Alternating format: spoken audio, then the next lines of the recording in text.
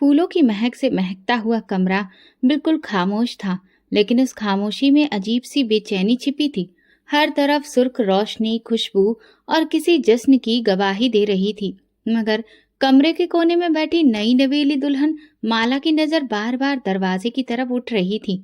वो लाल और सुनहरे काम वाले लहंगे में बड़ी हसीन लग रही थी, लेकिन उस तस्वीर में खुशी का रंग कहीं दूर छूटा था। दरवाजा खुला और कमरे में रजत की मामा की बेटी दाखिल हुई। उसकी सांस फूली हुई थी, चेहरे पर घबराहट थी।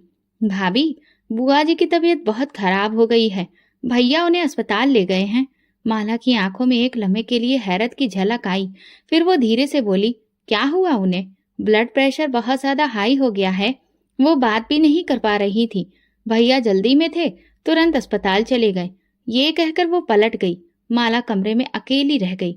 अब फूलों की महक उसे बोझ लगने लगी। उसका लहंगा उसका दम घोटने लगा। शादी की रात का जो सपना उसने बरसों से सजाया था, वो इस तरह से अकेलेपन में गुजरेगी, ये तो उसने कभी सोचा भी नहीं था। माला ने फोन उठाया और अपनी माँ को कॉल मिलाई। माँ, आपको पता है, अभी तो मेरी शादी की रात है और रजत अपनी माँ को लेकर अस्पताल चला गया। दूसरी तरफ से उसकी माँ की आवाज आई, कटी कटी मगर जहर में डूबी हुई। देखा, यही होता है जब लड़का माँ का गुलाम होता है। माला, तुम्हें अभी से सीखना होगा, वरना पूरी जिंदगी उसी माँ के साए तले दबकर गुजरेगी। माँ, मगर अगर वाकई उनकी तबीयत खराब थी तो? अरे बेवकूफ लड़की, यही तो वो चालाक औरतें करती हैं। सुहाग रात ही खराब कर दी लड़की की, पहले शुरुआत ही तोड़ कर रखी, ताकि सारी जिंदगी में सर न उठा सके। तुम्हें अपनी जगह बनानी है तो उन्हें नीचे दिखाना होगा। माला चुप हो गई। दिल तो चाहा कि कह दे माँ, शायद वाकई उनकी तबीयत खराब हो, मगर माँ की बातों का जहर धीरे धीरे दिल में उतरने लगा।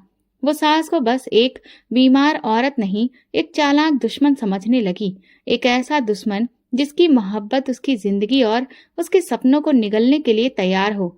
रात ढल गई। माला अकेली बिस्तर पर लेटी रही। कभी आंखें बंद करके रजत के सपनों में खो जाती, तो कभी अपनी माँ के शब्द याद करने लगती। सुबह होने को थी जब रजत वापस आया। उसके चेहरे पर थकान और फिक्र के आसार दिख रहे थे। माँ कैसी है? माला ने हल्की आवाज में पूछा। अब ठीक है, लेकिन डॉक्टर ने उन्हें आराम करने को कहा है और कुछ दिन के लिए बिल्कुल भी तनाव से दूर रखने को बोला है। माला ने खामोशी से सिर हिला दिया, मगर दिल में एक चिंगारी सी लग गई। उसे महसूस हुआ कि रजत की सारी तवज्जो, उसकी फिक्र, उसका वक्त सब उसकी माँ के लिए है, और वो बस एक खूबसूरत हकीकत की तरह है जो सिर्फ उसकी पत्नी ही बनी रही। दोपहर में माला की माँ उससे मिलने आई। उनके लहजे में हमदर्दी कम और गुस्सा ज्यादा था। मेरी बेटी को सुहाग रात भी नसीब नहीं हो पाई, और वजह वही सास। देख लो माला, ये तो अभी शुरुआत है। तुम्हें इस घर में अपनी पहचान बनानी होगी। तुम ये जज्बाती ड्रामा से खुद को बचाना। माला ने सिर हिलाया। उसकी आंखों में खामोश विद्रोह उभर आया था। मोहब्बत की जगह अब जिद ने ले ली थी, और ये जिद आने वाले दिनों को एक तूफान में बदलने वाली थी। रात को जब रजत कमरे में आया, माला ने करवट बदल ली। रजत ने हैरत से पूछा, क्या बात है? तुम मुझसे नाराज हो? तुम्हें क्या फर्क पड़ता है? तुम्हारे लिए तो सबसे अहम तुम्हारी माँ है। माला का तीखा लहजा देखकर उसने कहा, ऐसी बातें क्यों कर रही हो माला? माँ सच में बीमार थी। मैं क्या करता? अगर वो बीमार थी तो उनको आपकी जगह कोई और भी तो अस्पताल लेकर जा सकता था। रजत ने ठंडी सांस ली और चुप हो गया। उसने सोचा, ये बस शादी के शुरुआती दिनों का दबाव है, सब ठीक हो जाएगा। मगर वो नहीं जानता था कि जो बीज आज दिलों में बोया जा रहा है, वो कल जहर उगलेगा। पहली रात गुजर गई, लेकिन उस रात की खामोशी में दरार की पहली ईंट रख दी गई थी। सुबह का सूरज कमरे की खिड़की से छन छन कर अंदर दाखिल हो रहा था, लेकिन मन की आंखों में रोशनी नहीं, सिर्फ शिकायतें थीं। रजत अपनी माँ संतोषी की दवाइयाँ और नाश्ता लेने के चक्कर में व्यस्त था, और माला इधर सजी सवरी बिस्तर पर अकेली लेटी थी। कल रात की नाराजगी आज सुबह एक बहस बन चुकी थी, जो हर बात में चुभने लगी थी। वो धीरे से बोली, आपके लिए चाय तैयार है, माँ जी के लिए भी एक कप रख लेना, उनकी शुगर कम है आज। रजत ने नरमी से कहा और तौलिया लेकर बाथरूम की तरफ बढ़ गया। माला ने अपने होंठ कस के दबा लिए। दिल चाहा कि कुछ बोले, मगर खुद को रोक लिया। लेकिन खामोशी का मतलब सुकून नहीं होता। दिल की दीवारों पर जो शब्द नहीं बोले जाते, वो और भी गहराई छोड़ जाते हैं। दोपहर के बाद रजत कमरे में आया। माला अब भी तैयार हुई थी, चेहरे पर हल्की सी उम्मीद की चमक थी। चलिए बाहर चलते हैं, थोड़ा घूमते हैं, मुझे भी हवा बदलने की जरूरत है। रजत ने मुस्कुराकर उसकी तरफ देखा, मगर फिर नजरें फेर कर बोला, माँ को आज दोबारा चेकअप के लिए ले जाना है, डॉक्टर ने बुलाया है, तुम आराम करो तो हम जल्द वापस आ जाएंगे। माला की चमकती आंखों में लम्हे भर में कोहरा उतर आया। हम मतलब आप और आपकी माँ? हाँ, मेरे अलावा है कौन उनका? और मैं नहीं चाहता कि माँ अकेली जाए। उनकी तबीयत कल रात बहुत खराब थी। माला ने अपना रुख फेर लिया। रजत ने शायद कुछ महसूस किया, मगर बिना कुछ कहे वो वहां से निकल गया। दोपहर के समय दरवाजे पर दस्तक हुई। माला की माँ और दो बहनें हाथों में गिफ्ट बैग और चंचल बातों के साथ दाखिल हुईं। सबने रस्म और रिवाज के मुताबिक नए जोड़े पहनाए, चूड़ियां पहनाई और खूब सारी तस्वीरें खींची, मगर माला के चेहरे की उदासी छुपी नहीं रह सकी। रजत कहाँ है?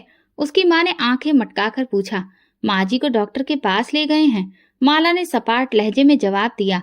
माला की माँ ने नाक सिकोड़ी। लड़का शादी करके भी माँ के साथ घूम रहा है, तुम्हें कुछ करना पड़ेगा माला, तुम पत्नी हो, कोई नौकरानी नहीं कि हर वक्त उसकी माँ के पीछे पीछे घूमो। माला चुप रही, मगर उसकी बहनें ठहाका लगाकर बोली, दीदी कहीं आपके पति माँ के आशिक तो नहीं? माला के कानों में और जहर घोला जा रहा था और दिल में ये ख्याल अब और गहरा हो गया कि इस घर में वो एक गैर जरूरी इंसान है। बहन ने करीब आकर कान में धीरे से कहा, सुन लो, जो सास को ऊपर रखे वो बीवी को हमेशा नीचे ही रखता है। तुम्हें वक्त पर अपनी जगह लेनी होगी, अगर आज नहीं तो कल वो तुम्हारे यहाँ से निकल जाएगा। शाम ढल चुकी थी। राजत जब वापस आया तो दरवाजे पर जूतों की कतार देखकर चौंका। माँ को सहारा देकर अंदर लाया। माला की माँ ने सिर्फ औपचारिकता के लिए उनका हाल चाल पूछा और फिर संतोषी जी को ऊपर से नीचे तक अपनी नजर से तोला, जैसे परख रही हो कि ये औरत आखिर कितनी कमजोर है। फिर संतोषी जी ने धीरे से जवाब दिया, आप पहले से बेहतर हैं, और अपने कमरे में चली गई। रजत आकर सबके साथ बैठने की कोशिश करने लगा, मगर माँ के कमरे से हल्की सी खांसी की आवाज आई तो फौरन उठ खड़ा हुआ। माँ को दवा दे दूं, फिर आता हूँ, माला की माँ ने ताना मारते हुए हंसते हंसते बेटी के कान में कहा। ये मर्द तुम्हारे काबू में नहीं आएगा जब तक इसकी माँ इस घर में है। रात को माला ने रजत से बात छेड़ी, कब तक हम यूं ही रहेंगे? आपकी हर बात में बस माँ होती है। रजत ने ठंडे लहजे में कहा, माँ बीमार है, अभी तो उन्हें ज्यादा ध्यान और ख्याल की जरूरत है, और वैसे भी तुमने तो दिन भर अपनी माँ के साथ वक्त गुजारा। हाँ, लेकिन वो मेरी माँ है और मैं उनकी बेटी, लेकिन आप तो मेरे पति हैं। लेकिन आपको तो ये महसूस ही नहीं होता। रजत चुप रहा और कमरे में खामोशी छा गई। माला की आंखों में अब सिर्फ एक जिद थी। ये माँ बेटे का रिश्ता जो उसे नजरअंदाज कर रहा था, उसे तोड़कर ही दम लेगी। सुबह के धुंधलके में जब परिंदे चहचहाने लगे और घरों के किचन से हल्की आंच पर चाय के खौलने की आवाज आने लगी, तब संतोषी जी की आंख खुली। वो बिस्तर पर बैठकर धीरे से अपने पैरों को जमीन पर रखा। सर्दी की वजह से टाइल्स उनके वजूद में कांटे बनकर चुभ रहे थे। उन्हें अपनी शुगर का ख्याल था, नाश्ता वक्त पर नहीं मिले तो हाथ पांव कांपने लगते हैं। उन्होंने हल्की आवाज में माला को पुकारा, जो दूसरे कमरे में थी, लेकिन वहां से कोई जवाब नहीं आया। काफी देर गुजर गई। आखिरकार वो खुद उठकर किचन की तरफ गई। अलमारी में से बिस्किट का एक डिब्बा निकाला और पानी के गिलास से 2 गोलियां निगल ली। दिल में माला के ठंडे रवैये पर एक चुपचाप टीस सी उठी। उधर माला के कमरे में टीना, उसकी छोटी बहन की हंसी की आवाज आ रही थी। वो आराम से कपड़े चुन रही थी और सोशल मीडिया पर नए नए वीडियो शेयर कर रही थी। दीदी, आप सच में अपनी सास के लिए सुबह सुबह नाश्ता तैयार करती हैं? टीना ने ठहाका लगाते हुए पूछा। कभी कभी जब दिल करे, वैसे भी तो वो खुद ही कर लेती हैं। माला ने बड़े गुरूर से गर्दन उठाकर कहा। तो क्या हुआ अगर वो शुगर की मरीज हैं? आप कोई नर्स थोड़ी ना हैं। टीना की बात में जहर छुपा था। रजत निचली मंजिल से ऊपर आया तो दरवाजे से अपनी माँ को सहारा देते देखा। दिल घबरा गया। माँ, आपने नाश्ता नहीं किया क्या? क्या करती बेटा, तुम्हारी पत्नी व्यस्त थी, मैंने बिस्किट से गुजारा कर लिया। रजत ने माला को गुस्से से देखा, मगर वो टीना के साथ ऐसे व्यस्त थी जैसे कुछ सुना ही ना हो। उसके होठों पर मुस्कुराहट फैली रही, लेकिन अंदर एक तूफान उठ चुका था। दोपहर को जब मोहल्ले की औरतें जमा हुई तो माला ने चाय ऐसे अंदाज में पेश की जैसे वो एहसान कर रही हो। बातों बातों में एक औरत बोली, माला बेटा, शादी को अब तो साल भर होने को आया है, कोई खुशखबरी कब सुना रही हो? माला के चेहरे का रंग उड़ गया। किसी ने कहा, अरे तुम तो बहुत खूबसूरत हो, बस भगवान तुम्हें औलाद भी दे। तभी एक और बुढ़िया ने धीरे से कहा, पिछले हफ्ते वो गीता बता रही थी कि उसकी बहू उम्मीद से है, सुना है वो भी झूठी ही निकली। माला ने चाय का कप रख दिया और सीधा अपने कमरे में चली गई। टीना, जो अभी भी वहीं बैठी थी, उसके पीछे जाकर दरवाजा बंद किया। दीदी, ये औरतें तो सूली पर चढ़ा देती हैं। माला की आंखों में आंसू थे, मगर वो रोई नहीं। उसने शीशे में खुद को देखा और धीरे से कहा, सब मेरे खिलाफ हैं। उसी वक्त संतोषी जी अंदर आईं। माला ने तुरंत अपना पल्लू ठीक किया और सिर झुका लिया। बेटा, वो औरतें तो गंवार हैं, जलन से भरी हैं, उनकी बातों को दिल पर ना लो। भगवान सबको सब कुछ वक्त पर देता है, तुम फिक्र ना करो। संतोषी जी का लहजा नरम था, लेकिन माला को लगा जैसे वो हमदर्दी के पर्दे में उसे जख्म दे रही हो। अच्छा है माँ जी, मगर कुछ बातें इंसान के दिल में चुभ जाती हैं, और जब हर बात पर सवाल उठे तो बर्दाश्त करना मुश्किल हो जाता है। संतोषी जी पल भर को खामोश रहीं, फिर बोली, बेटा, मैं तुम्हारी सास हूँ, दुश्मन नहीं। अगर तुम्हें कोई बात महसूस हो रही है तो तुम मुझे बता सकती हो। माला ने आंखें उठाकर उनकी तरफ देखा, लेकिन कुछ कहे बिना कमरे से बाहर निकल गई। संतोषी जी का दिल बैठ गया। वो जानती थी अब वो वक्त नहीं रहा जब बहू माँ की तरह सास को अपना मानती थी। शाम को रजत वापस आया तो माला ने नाराज होकर कहा, अब मुझे सब लोग बांझ समझने लगे हैं और आपने कभी मेरा साथ नहीं दिया। रजत ने परेशान होकर उसके पास बैठते हुए कहा, मैं तुम्हारे साथ हूँ, मगर तुम खुद इतनी दूर रहती हो कि मुझे समझ नहीं आता कि कैसे तुम्हें संभालूं। संभालने की जरूरत ही नहीं, सिर्फ मेरी इज्जत करो। ये माँ के ताने, औरतों की बातें, ये सब खत्म होनी चाहिए। रजत चुप हो गया। उसके सामने माँ की बीमारी, पत्नी की शिकायतें और घर की कलह सब एक साथ खड़ी थी। रात के सन्नाटे में जब पूरा घर अंधेरे में डूबा था, माला अपनी आंखों में नींद की बजाय बेचैनी की चुभन लिए बिस्तर पर करवटें बदल रही थी। बाहर कहीं दूर से कुत्ते के भौंकने की आवाज आ रही थी और कमरे में हल्की रोशनी में रजत सुकून से सो रहा था। माला के दिल में एक नई तपिश पैदा हो रही थी। मन में मोहल्ले की औरतों की बातें गूंज रही थीं। पता नहीं ये लड़की किस नसीब से आई है, औलाद भी नहीं हुई और सास भी साल भर से बिस्तर पर ही पड़ी है। पता नहीं क्या माहौल होगा इनके घर का। माला ने धीरे से आंखें बंद की, मगर एक चेहरा बार बार सामने आता रहा। संतोषी का चेहरा, जो दिखने में नरम था मगर माला की नजर में अब एक साजिश वाला चेहरा बन चुका था। अगली सुबह नाश्ते की मेज पर खामोशी छाई थी। रजत अखबार पढ़ रहा था और संतोषी जी दवा खा रही थी। माला ने चाय का कप रजत के सामने रखा और खुद कोने में बैठ गई। माला, तुम नाश्ता नहीं करोगी? संतोषी जी ने नरमी से पूछा। माला ने बिना देखे जवाब दिया, मुझे भूख नहीं है। रजत ने अखबार एक तरफ रखा, माला की तरफ देखा, लेकिन कुछ कहे बिना दोबारा चाय की चुस्की लेने लगा। कुछ पल बाद माला के सब्र का पैमाना लबालब हो गया। वो एकदम से बोली, रजत, मुझे तुमसे एक बात करनी है, लेकिन वादा करो कि तुम जज्बाती नहीं होगे। रजत ने सर हिलाया। कहो, क्या हुआ? तुम्हारी माँ मुझे कई तरह की बातें कहती हैं। रजत का चेहरा एकदम सख्त हो गया। क्या? किसने कहा तुमसे? किसी ने कुछ नहीं कहा, खुद सुना है। मैंने सुना था कि वो अपनी सहेली से फोन पर बात कर रही थी। कह रही थी कि मैं तो किस्मत की मारी हूँ, बहू आए भी तो बांझ। रजत की सांस फूलने लगी। उसने गुस्से से कहा, माला, तुम जानती हो माँ ऐसी बात नहीं कह सकती। अगर तुम्हें मुझ पर यकीन नहीं है तो कोई बात नहीं, मगर हर रोज मुझे उन औरतों की बातें सुनाई पड़ती हैं, और अब तुम्हारी माँ की जहर भरी बातें भी। भला मैं कहाँ जाऊं? रजत ने मेज पर जोर से हाथ मारा। बस करो, बहुत हो गया। तुम्हारी हर बात में मेरी माँ को तुम क्यों घसीट लाती हो? वो बीमार है, वो तुमसे बड़ी हैं, उनकी इज्जत करो। माला की आंखें नम हो गईं, मगर वो चुप रही। उसके दिल में अब कोई दुख नहीं था, एक ठोस इरादा था। दिन गुजरते गए और माला ने अपनी खामोशी को एक हथियार बना लिया।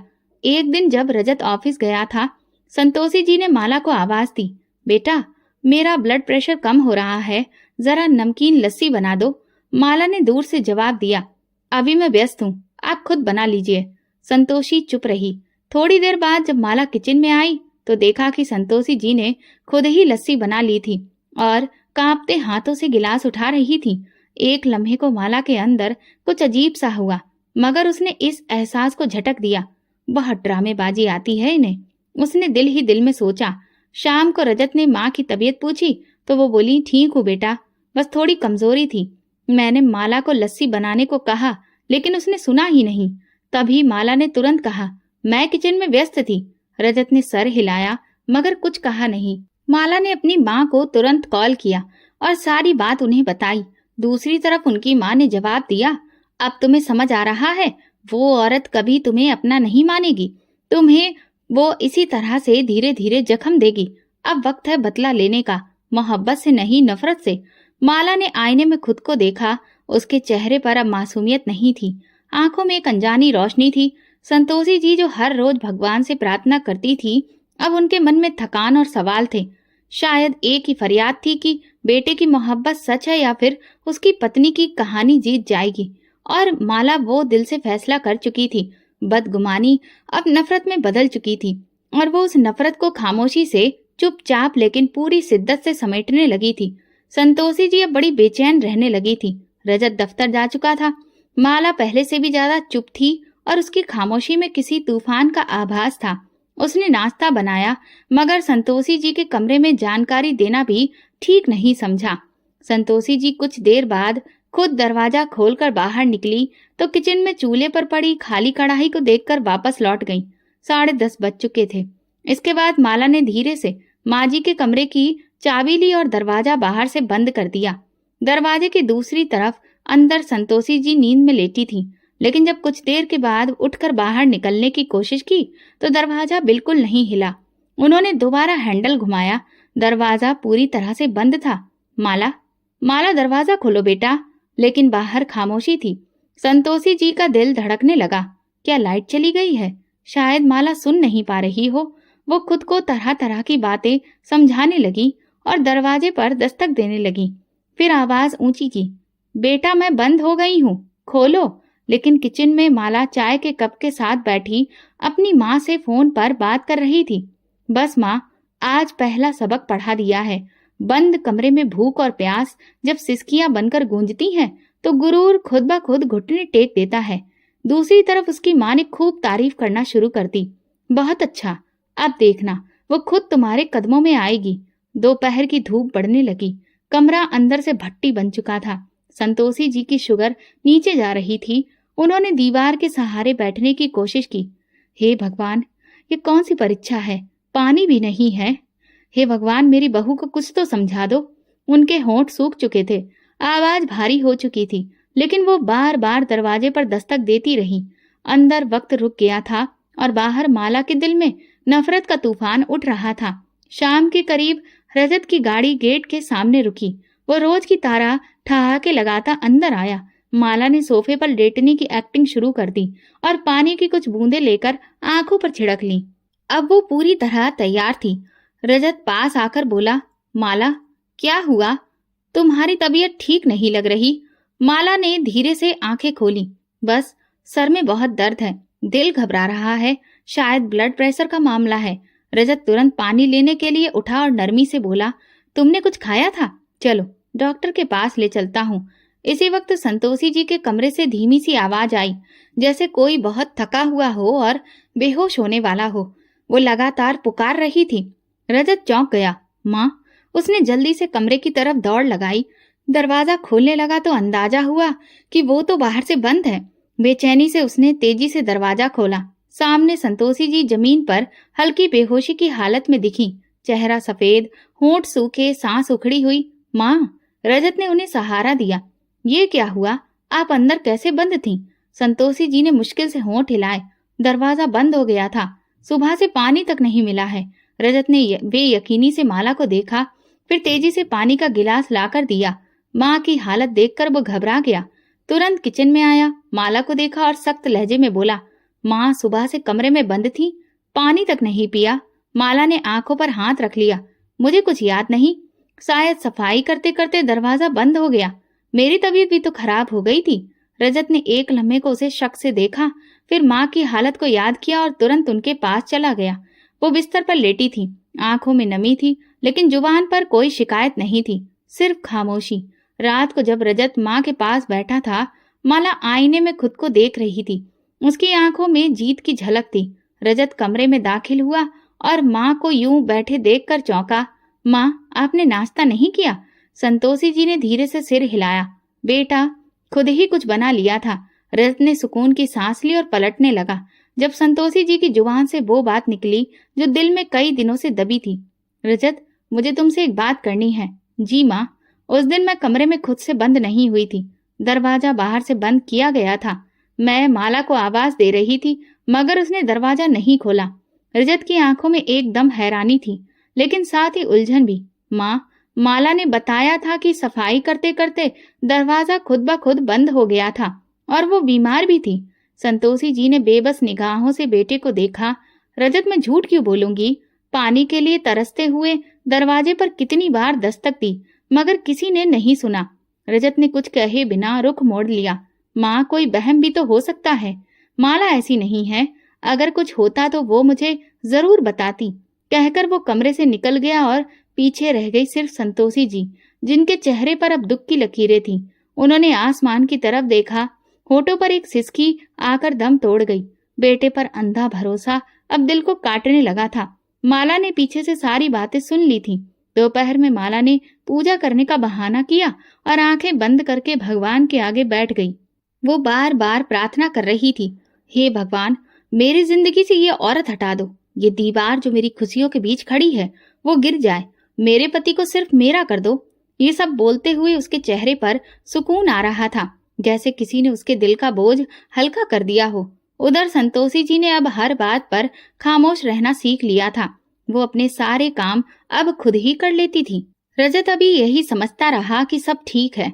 उसकी पत्नी उसकी नजरों में एक बहुत ही अच्छी, सेवा करने वाली और नरम दिल महिला थी और माँ शायद उम्र के इस हिस्से में नाजुक हो गई थी।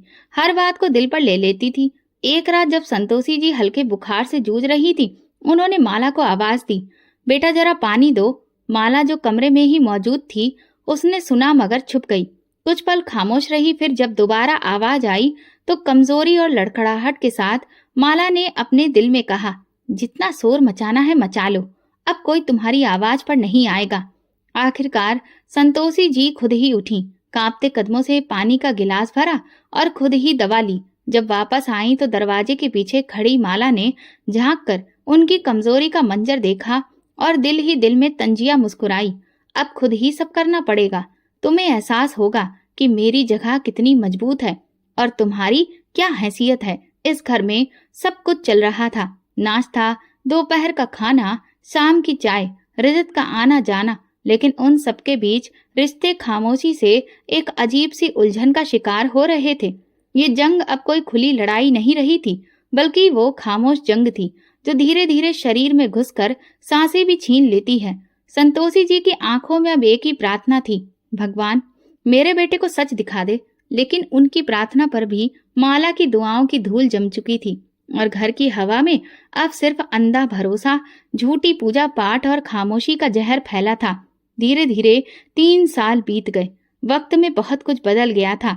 चेहरों पर लकीरें, लहजों में थकान और रिश्तों में वो खालीपन जिसे कोई शब्दों में बयां नहीं कर सकता। लेकिन एक सुबह जब माला ने हाथ में टेस्ट रिपोर्ट देखी तो उसकी आंखों में पहली बार खुशी की चमक आ गई।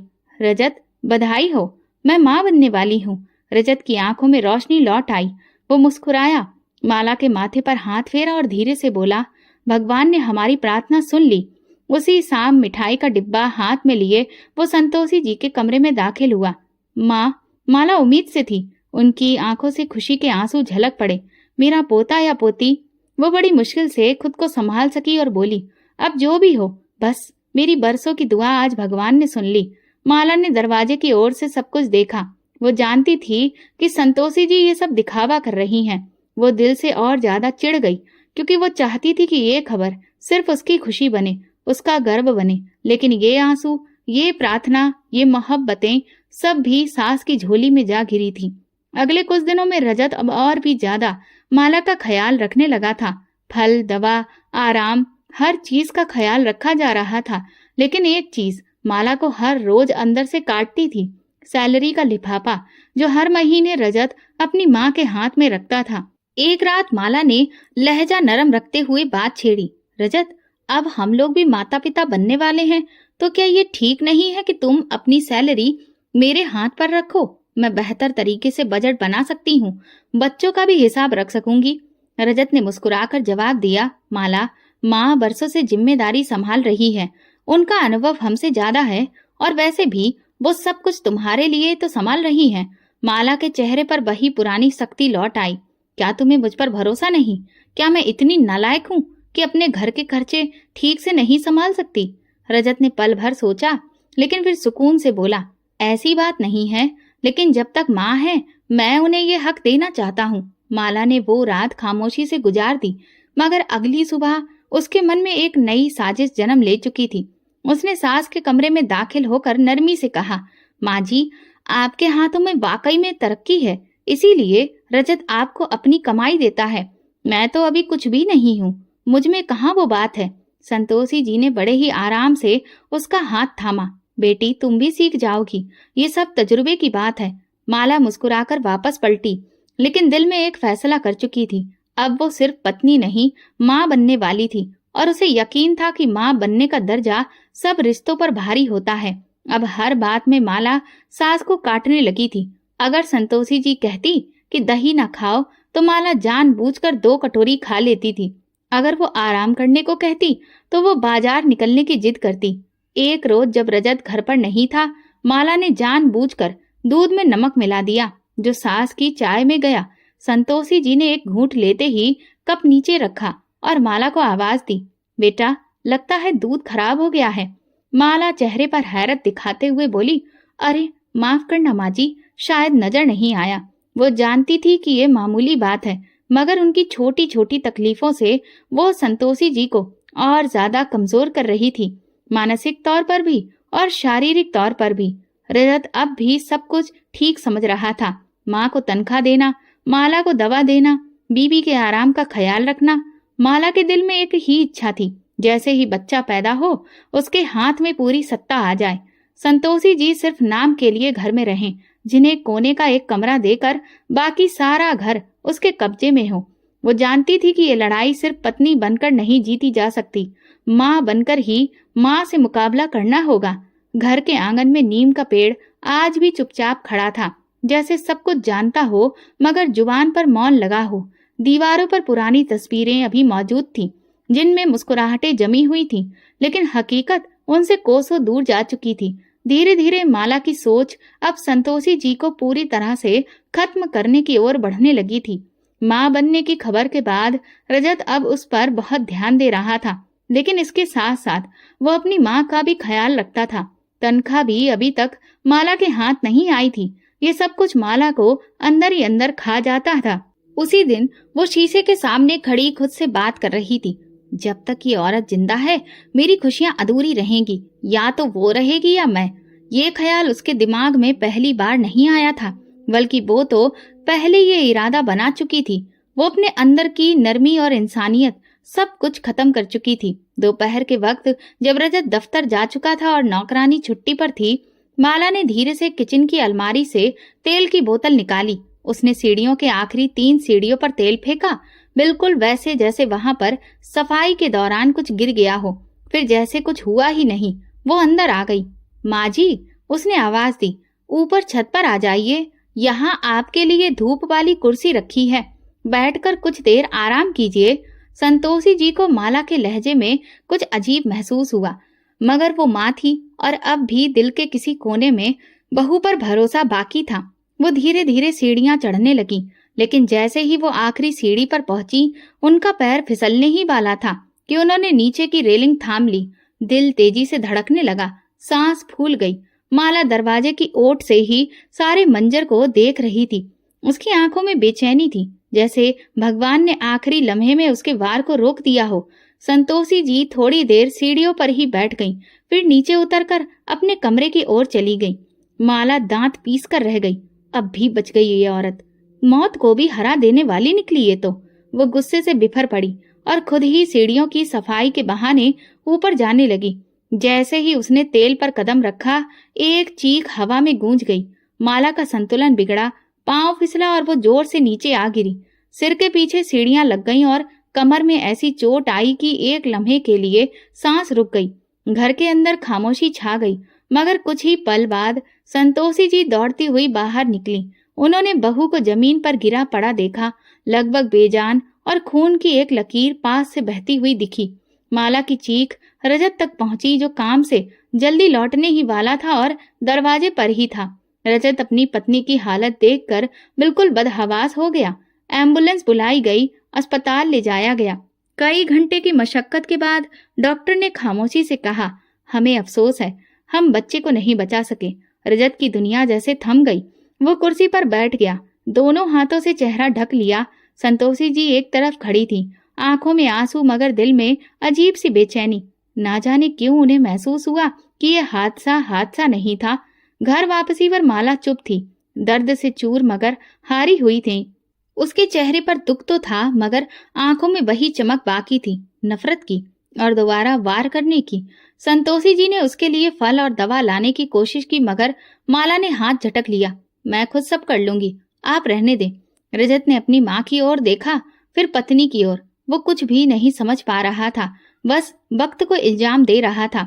मगर वक्त खामोश तमाशा ही नहीं होता, वो याद रखता है और जवाब भी देता है। इस बार माला अपनी ही साजिश का शिकार हो चुकी थी, लेकिन ये सिर्फ एक कदम था। वो हार मानने वाली नहीं थी। उसे यकीन था अगली बार उसका वार कामयाब होगा। और संतोषी जी, वो अब पहले से ज्यादा चौकन्नी थी, मगर दिल के किसी कोने में ये सवाल जरूर जन्म ले चुका था, क्या मेरी बहू मेरी मौत की प्रार्थना करती है? अस्पताल से वापसी को एक हफ्ता बीत चुका था और घर की हवा अजीब सी थी, लेकिन अंदर ही अंदर एक नई घुटन जन्म ले चुकी थी। माला के चेहरे पर अब नफरत के साथ साथ नई चालाकी भी झलक रही थी, और संतोषी जी की आंखों में एक ही सवाल था, वो सवाल जो दिल में हर लम्हा गूंजता था मगर जुबान पर नहीं आता। रजत हर रात माला के पास बैठता, उसे तसल्ली देता, उसका दुख बांटने की कोशिश करता। माला लेकिन चुप रहती, जैसे कुछ कहना चाहती हो मगर हिचकिचा रही हो। आखिरकार एक शाम उसने रजत का हाथ थामा और धीरे से कहा, रजत, अगर मैं कुछ कहूं तो क्या तुम भरोसा करोगे? तो मैं अभी भी कुछ कहने से पहले सोचते हो, क्या तुम कमजोर हो शारीरिक और मानसिक तौर पर? मगर कहो, क्या बात है? माला ने नम आंखों से चेहरा घुमाया। मैंने खुद सीढ़ियों पर तेल नहीं गिराया था, मुझे भरोसा है कि वो तेल किसी और ने जानबूझकर डाला था। रजत का दिल धड़कने लगा। किसी और ने? माला ने बेहद मासूम लहजे में कहा, मैं कैसे कहूँ, मगर वो जगह माजी के कमरे के बिल्कुल बाहर है। और वही कह रही थी, ऊपर जाओ, धूप में बैठो। मुझे शक है रजत, शायद उन्होंने ही। ये सुनते ही रजत का दिल बैठने लगा। तुम ये क्या कह रही हो? माला रोने लगी। मैं इल्जाम नहीं लगा रही, सिर्फ अपना दर्द बांट रही हूँ। अगर वो मेरी माँ होती तो शायद ऐसा ना होता। मैं तो बस यही सोच रही हूँ, मेरे साथ ऐसा क्यों हुआ? रजत के दिल में एक बार फिर से द्वंद्व शुरू हो गया। वो जानता था कि उसकी माँ ऐसी नहीं है, मगर हालात और हादसा कुछ और ही दावा कर रहे थे। अगली सुबह वो सीढ़ियों की तरफ गया जहाँ हादसा हुआ था। सीढ़ियों के किनारे तेल के दाग अब भी लगे थे, जो सफाई के बावजूद पूरी तरह से हट नहीं सके थे। उसने दीवार का कोना देखा जहां से तेल फिसल कर नीचे तक आया था, ठीक उसी जगह जहां उसकी पत्नी गिरी थी। रजत अपनी माँ के कमरे में दाखिल हुआ और शक में पूछा, माँ, क्या आपने उस दिन सीढ़ियों पर सफाई की थी? संतोषी जी ने हैरत से उसे देखा। नहीं बेटा, सफाई तो तुम्हारी पत्नी करती है, तुम जानते हो। वो कह रही थी कि आपने उसे ऊपर भेजा था और उस वक्त वहां तेल पड़ा था। संतोषी जी का दिल धक्क से रह गया। रजत, तुम्हें मुझ पर शक है? तुम अपनी माँ पर इल्जाम लगा रहे हो? रजत ने नजर चुराते हुए कहा, मैं सिर्फ सच जानना चाहता हूँ माँ।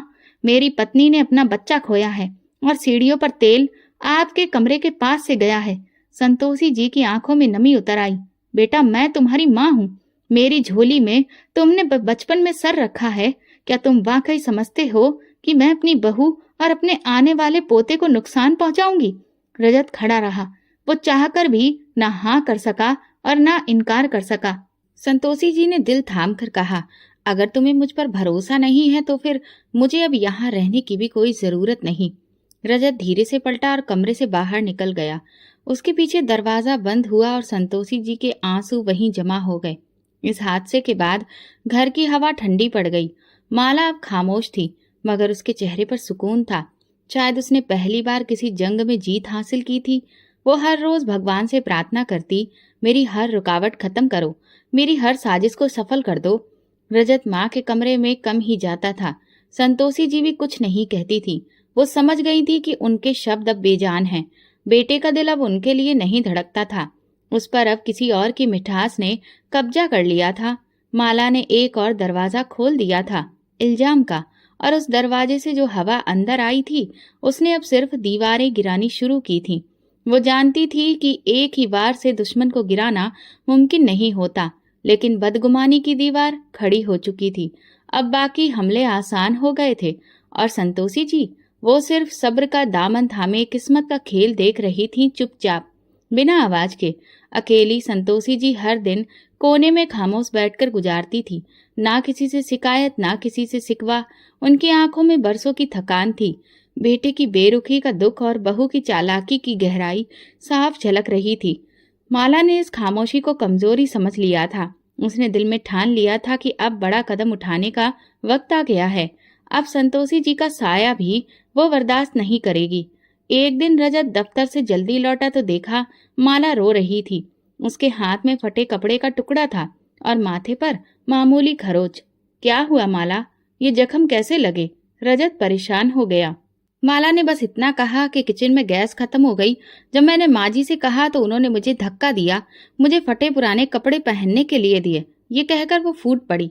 रजत का चेहरा गुस्से से लाल हो गया। बस बहुत हो गया, आज मैं फैसला करके रहूंगा। वो तेज कदमों से माँ के कमरे में दाखिल हुआ। संतोषी जी तकिए से लगकर बैठी थी। पूछताछ में वो गरज के बोला, आप इतना कैसे गिर सकती हैं माँ? मेरी पत्नी पर हाथ उठाया आपने? संतोषी जी ने चौंक कर बेटे की ओर देखा। रजत, होश में हो? मैंने कुछ नहीं किया। वो झूठ बोल रही है। झूठ? वो झूठ क्यों बोलेगी? रोज रोज यही शिकायतें, अब जख्म भी, ये सब इत्तेफाक है क्या? रजत का लहजा जहर से भरा हुआ था। संतोषी जी ने बहते आंसुओं को रोकने की कोशिश की। रजत बेटा, तुम ही तो मेरा सब कुछ थे, क्या इतना बदल गया? आज आपको फैसला करना होगा। या तो आप ये घर छोड़ दें या माला जाएगी। मैं अब ये जहर नहीं झेल सकता। संतोषी जी ने जैसे ही उसके शब्द सुने, वो धीरे से उठी और रजत के पास आई। लड़खड़ाती आवाज में बोली, तुमने उस औरत के कहने पर मेरा भरोसा तोड़ दिया। रजत ने मुंह फेर लिया। आप खुद ही देख रही हैं हालत आप कैसी है। और फिर वो लम्हा आ गया जिसकी किसी ने कल्पना भी नहीं की थी। रजत ने गुस्से में माँ का बाजू पकड़ा और दरवाजे की ओर ले जाने लगा।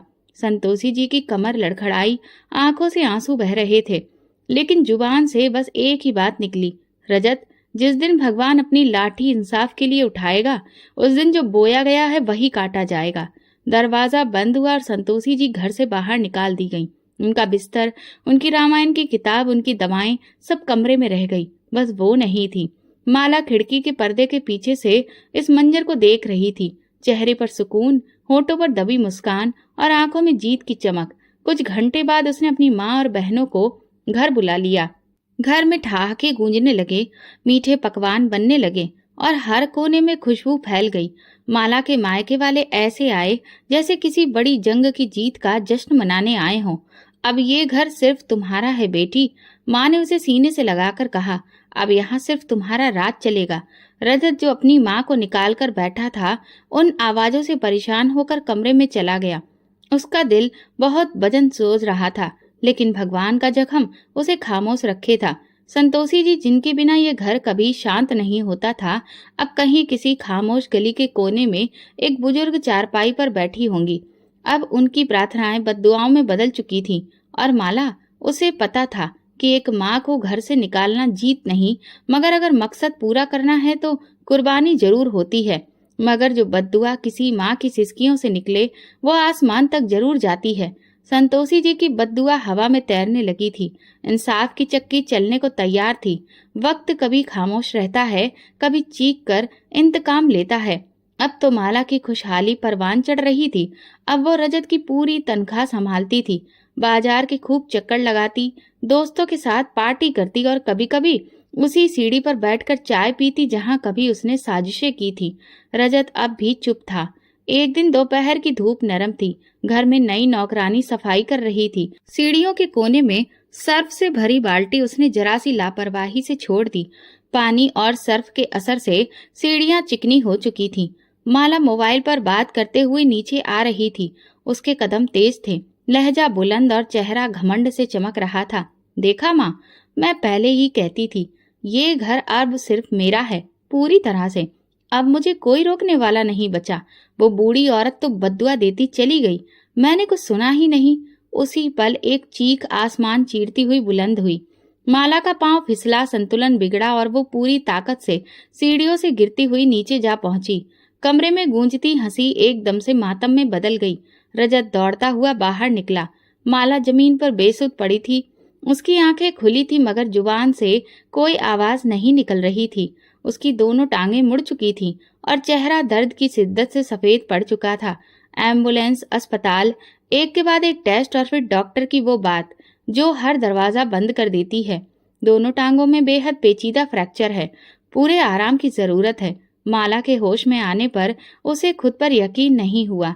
जो दिन भर घर में घूमती थी अब बिस्तर पर बेजान पड़ी थी। रजत ने उसकी देखभाल के लिए एक नर्स रख ली थी। वो सब कुछ कर रहा था मगर दिन ब दिन माला की शिकायतें बढ़ती गईं और रजत का सब्र घटता गया। अब माला न सिर्फ शारीरिक रूप से लाचार थी बल्कि उसका अंदर का घमंड भी मर चुका था। एक दिन रजत खामोशी से कमरे में आया। उसके हाथ में कागजों का पुलिंदा था। माला ने कमजोर आवाज में पूछा, ये क्या है? रजत ने एक नजर उस पर डाली और फिर नजर फेर ली। तलाक के कागज है। मैंने फैसला कर लिया है, तुम अब मेरे साथ नहीं रह सकती। माला का शरीर तो पहले ही टूट चुका था, अब आत्मा पर भी आखिरी वार हो गया था। रजत, तुम भी? हाँ, मैं भी, वो सख्त लहजे में बोला। जिस घर को तुमने नफरत से बर्बाद किया, जिस माँ को तुमने बेइज्जत कर बाहर निकाला, आज उसी की बद्दुआ ने तुम्हें बिस्तर पर पहुंचा दिया है। मगर मैं अब और तुम्हारे साथ नहीं रह सकता। तुम्हारी जंग, तुम्हारी शादी, तुम्हारी अकड़ सब खत्म हो चुकी है। माला ने आंखें बंद की। आंसू बहने लगे मगर अब कोई पूछने वाला नहीं था, कोई सहारा देने वाला नहीं रहा।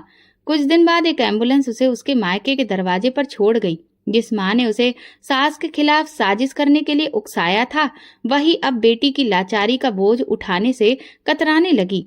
इसलिए उन्होंने अपनी बेटी को अपनाने से साफ मना कर दिया। ये देखकर रजत फिर थक हार कर माला को वापस अपने ही घर ले आया। अब घर की रोशनी में वो आवाजें सब छिन चुकी थीं और कहीं दूर एक मंदिर के कोने में संतोषी जी साधारण कपड़ों में प्रार्थना कर रही थी। माला को लाचार हुए कई हफ्ते बीत चुके थे। उसकी झूठी सानो शौकत और आवाज की खनक बीते दिनों की बातें बन चुकी थी। रजत चुपचाप, गंभीर और अकेला रहने लगा था। माँ की कमी उसके वजूद में गूंजने लगी थी, जैसे हर खामोश लम्हा संतोषी जी को आवाज दे रहा हो। लेकिन गुरूर की दीवार अब भी बीच में थी। इस दौरान पुरानी नौकरानी जो माला के हादसे के बाद छुट्टी पर चली गई थी, अचानक वापस आई। रजत ने भर्राए स्वर में पूछा, तुम कहाँ थी? उसने नजरी झुका ली, फिर धीरे से बोली, बेटा मैं तो उस दिन से बेचैन हूँ जब माला बिटिया गिरी, और मैं सच नहीं बोल सकी। रजत चौंका, क्या मतलब? सच क्या है? नौकरानी ने गहरी सांस ली। सीढ़ियों पर तेल आपकी माँ ने नहीं गिराया था। मैंने वो बाल्टी सीढ़ी से बहुत दूर रखी थी। वो माला बिटिया ही थी जिन्होंने खुद जाकर वहां पर तेल गिराया था, संतोषी जी के लिए। रजत की आंखों के सामने अंधेरा छा गया। कदम लड़खड़ाने लगे और दिल जैसे किसी नाजुक शीशे की तरह टूटने लगा। तुम सच कह रही हो? उसकी आवाज घबरा गई। हाँ बेटा, मैंने अपने कानों से सुना था। वो किसी से फोन पर बात कर रही थी और उसके शब्द थे, अब की बार तो मुझे कामयाब होना ही होगा। रजत की आंखों के सामने पिछले 3 सालों का हर पल किसी फिल्म की तरह दौड़ने लगा। माँ की खामोशी, बहू के इल्जाम, अपना शक और वो सारी बातें जब उसने अपनी माँ को घर से निकाला था। भगवान, मैंने अपनी माँ के साथ क्या किया? वो जमीन पर बैठ गया, दोनों हाथों से चेहरा छुपाकर रो पड़ा। नौकरानी खामोशी से दरवाजे से बाहर चली गई। रजत जैसे कि मलबे में दबा हुआ इंसान था जो सिर्फ प्रार्थना कर रहा था, मेरी माँ ठीक हो। मैं उनसे माफी मांगना चाहता हूँ भगवान, सिर्फ एक बार मुझे उनसे मिला दो। वो अपनी माँ की तलाश में निकल पड़ा। रिश्तेदारों, मोहल्ले वालों, मंदिरों और ओल्ड एज होम्स तक उन्हें ढूंढता रहा। आखिरकार कई दिनों बाद उसे एक मंदिर में अपनी माँ दिख गई। उसकी सांसें जैसे रुक गईं। वो तेजी से वहां पहुंचा। कमरे के कोने में सफेद साड़ी में उसकी माँ खामोश बैठी रामायण पढ़ रही थी। चेहरे पर पहले से ज्यादा झुर्रियां थीं, आंखें धुंधली लेकिन सुकून भरी। वो धीरे से अपनी माँ के पास गया और बोला, माँ। संतोषी जी ने नजर उठाई। इस लम्हे में खामोशी छा गई। रजत दौड़कर उनके कदमों में गिर गया। माँ, मुझे माफ कर दो। मैं बहुत जालिम बन गया था, अंधा हो गया था। आपकी मोहब्बत, आपकी कुर्बानी सब भूल बैठा। संतोषी जी की आंखों से आंसू बह निकले।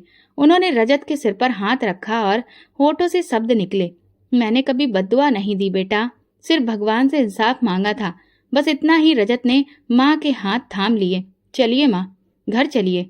वो घर जिसकी दीवारें आपके बिना खामोश हैं, अब वहां पर सिर्फ आपकी मर्जी चलेगी।